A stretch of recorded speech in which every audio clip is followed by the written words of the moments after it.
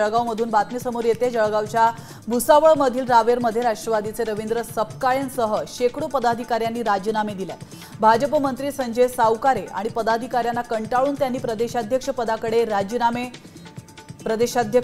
राजीनामे दिलेत। माजी आमदार संतोष चौधरी यांच्यासह मार्गदर्शनाखाली ते शरद पवार गटामध्ये प्रवेश करणार आहेत। तर जळगावच्या भुसावळमधील कडगाव शिवारामध्ये वाघूर नदीजवळील अवैध गौण खनिजाची तस्करी सुरू होते। या ठिकाणी तहसीलदार गीता लबाडे आणि पोलिसांनी छापा टाकत कारवाई केली आहे। यावेळी 6 डंपर, एक जेसीबी मशीन जप्त करण्यात आली आहे। दरम्यान कारवाई दरम्यान संशयित फरार झाले।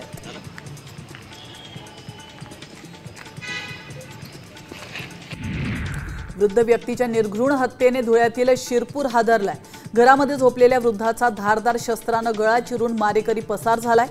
गोपाल सिंग परदेसी असं मृत व्यक्तीचं नाव आहे। हत्येचं कारण अद्याप अस्पष्ट आहे। विविध तपास यंत्रणांसह ठाणेर पोलीस अधिक तपास करतात।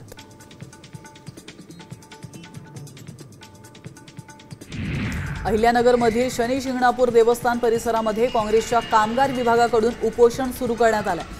गेल्या महिन्यात शनेश्वर देवस्थानच्या नावाने बनावट ॲप तयार करून भाविकांकडून फसवणूक करण्यात आली होती। या प्रकरणी अजूनही गुन्हा दाखल करण्यात आलेला नाहीये आणि त्यामुळे हे आंदोलन पुकारण्यात आलं।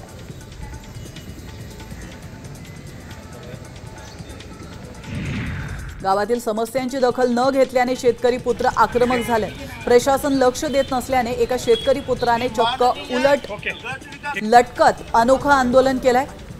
नंदुरबारच्या सैतानच्या प्रमोद पाटलांनी लाकडी बांबूवर लटकून गट विकास अधिकाऱ्यांना निवेदन दिलंय। शासनाची यंत्रणाच उलटी असल्याने त्यांना उलटे निवेदन देण्याचा आरोप त्यांनी केला।